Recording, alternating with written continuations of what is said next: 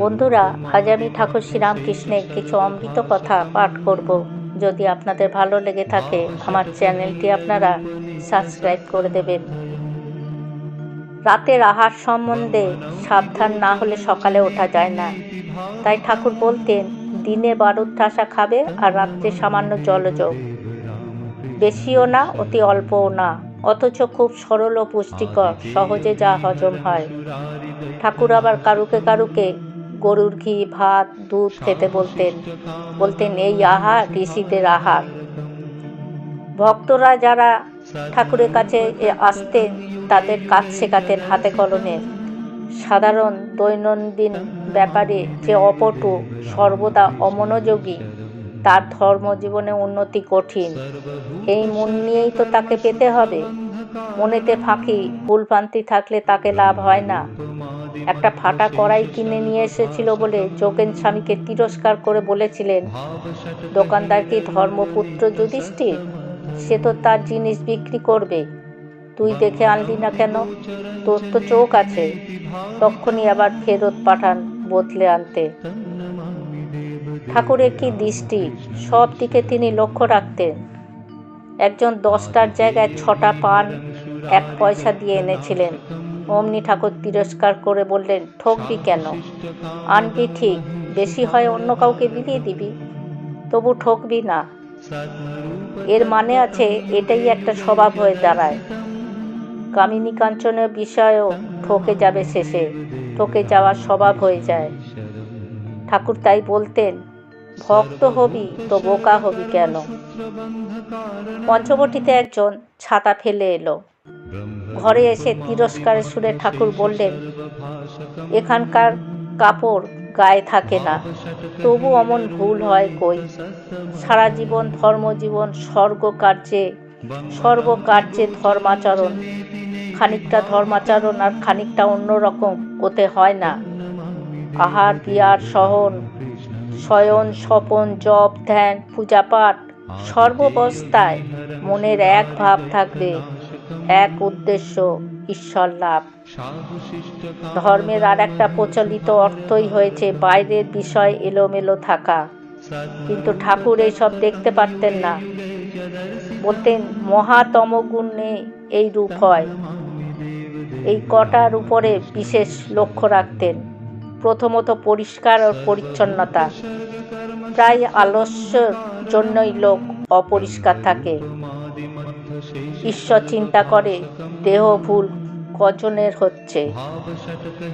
পরিষ্কার পরিচ্ছন্ন না থাকলে ভগবানের আবির্ভাব হয় না। শৌচের দরকার। অনেক জিনিস নষ্ট করে তা দেখতে পারতেন না ঠাকুর। একবার 1 টুকরো লেবুর জায়গায় 6 টুকরো কেটেছিল বলে তিরস্কার করেছিল কাশীপুরে এক ভক্তকে। বলেছিলেন, ভক্তরা কত কষ্ট করে অর্থ উপার্জন করে, সেই অর্থে সেবা হচ্ছে তার অপব্যবহার। বলতেন, লক্ষ্মী ছাড়ার থেকে কৃপণ হওয়া ভালো।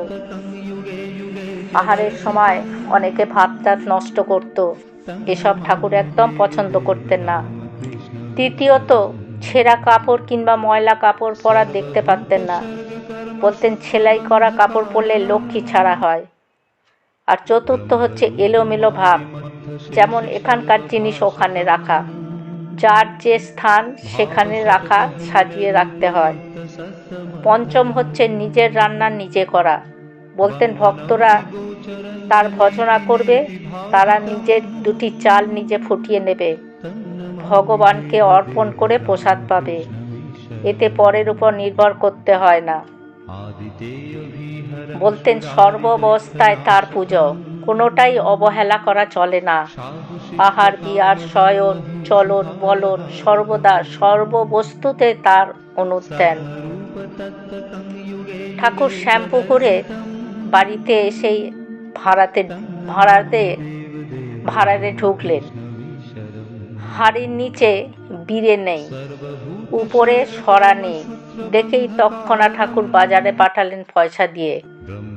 কারণ ঠাকুর এলোমেলো ভাব পছন্দ করতেন না, সব সাজগোজ করে রাখতে বলতেন।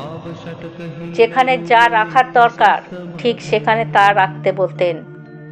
এদিকে দিনরাত মুহুর্মুহু সমাধি, পরনের কাপড়ের ঠিক নেই, কিন্তু ব্যবহারিক বিষয়ে এত দৃষ্টি। ঠাকুর বলতেন যে নুনের হিসাব যে করতে পারে সে মিছরির হিসাবও করতে পারে। ফলহারিণী পূজার রাত্রে দক্ষিণেশ্বরে বিদ্যাসুন্দর পালা যাত্রা গান হয়েছিল। পরদিন যাত্রাওয়ালারা ঠাকুরের ঘরে এসেছে। যে বিদ্যা সেজেছিল তার পাঠ শুনে ঠাকুর খুব সন্তুষ্ট হয়েছিল। তাকে বলেছিল, দেখো, যে একটা বিষয়ে ভালো নাচ গান বাজনা যেই যা ইচ্ছা করলে ভগবানের পথেও ভালো হতে পারে, মোড় ফিরিয়ে দিলেই হলো। শক্তি তো একটাই, তাই সর্বদা বিদ্যা কোনোটাই অবহেলা করার জন্য নেই। যেটুকু করতে হবে ভালো করে করা উচিত। সাত্ত্বিক ভক্ত নিজের জন্য কিছু করবে না, সব ভগবানের জন্য। বাড়ি ঘর জিনিসপত্র নিজের ব্যবহারে সাজিয়ে গুছিয়ে রাখতে হয়। সর্বত্র সর্বদা পূজা কিনা। ঠাকুর তিনটি বিষয়ে আমাদের সাবধান করে দিয়েছিলেন। প্রথমটি, উদার দৃষ্টি নিতে হবে, দোষ গুণে মানুষ, এটা স্মরণ রাখতে হবে। দ্বিতীয়, একটু তেজ দেখাতে হয়, সংসারে থাকতে গেলে একটু ধমক দিতে হয়, নচেত এখানে থাকা কঠিন। ফোঁস করতে হয়, তবে বিষ ঢালতে নেই। একজন ভক্তকে ঠাকুর বলল, আমার কেমন, একটা ভক্ত ঠাকুরকে বলছে, আমার কেমন স্বভাব, বিড়াল পাড় থেকে খাবার সময় মাছ নিয়ে চলে গেছে, আমি কিছু বলতে পারলাম না। শুনেই ঠাকুর অমনি দৃঢ় কণ্ঠে বললেন, কেন অমন হবে? মারলেই বা একটা, এতে বিড়াল তো মরে যাবে না। ভক্তটি ভেবেছিল ঠাকুর তার কথা শুনে খুশি হবে, কিন্তু তিনি যখন বললেন তার ঠিক উল্টো কথা। এর নাম অহিংসা নয়, মহাতমগুণ আলস্য। তৃতীয়, কারোর ভিতরে বেশি দোষ দেখতে পেলে দূর থেকে নমস্কার করবে। যেমন বাঘ নারায়ণকে নমস্কার করে লোক, কিন্তু নারায়ণ জেনে নমস্কার করবে। তোমাকে খপ করে খেয়ে ফেলতে না পারে, এই জন্য দূর থেকে তাকে নমস্কার করবে। বন্ধুরা, আজ আমি পাঠ এখানেই শেষ করছি। জয় ঠাকুর, জয় মা।